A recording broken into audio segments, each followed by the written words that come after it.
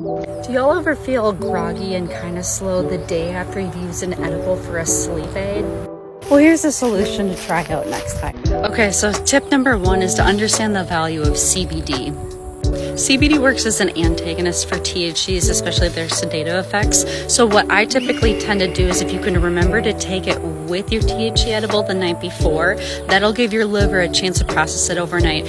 For sure, if you can take it the next morning when you're taking your morning coffee and all the other things that you tend to do in the morning to get up and get going, take a high dose of CBD.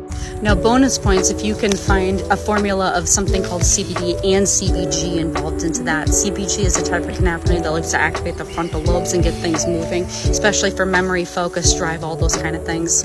The second solution is timing. So move your edible earlier than bedtime, like by a couple hours, tends to help actually a fair amount. That gives your liver a chance to process it a little further, so that by the time that you clock out, it's had a little bit of a head start to get things moving. Tip number 3 is making sure you're really well hydrated to make sure it can process through your liver efficiently, and maybe even sprinkle in some liver love herbs as well, such as dandelion root, cat's claw.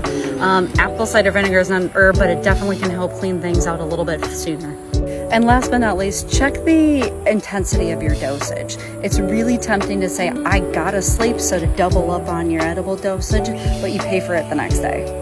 Especially if you're a newbie at this, if you're considering Delta 9 edibles, I tend to start people on a 5 to 10 milligram dosage. For people that are considering a clean and healthy form of Delta 8 THC, both 10 to 15 milligrams a lot of times is easily a great place to start.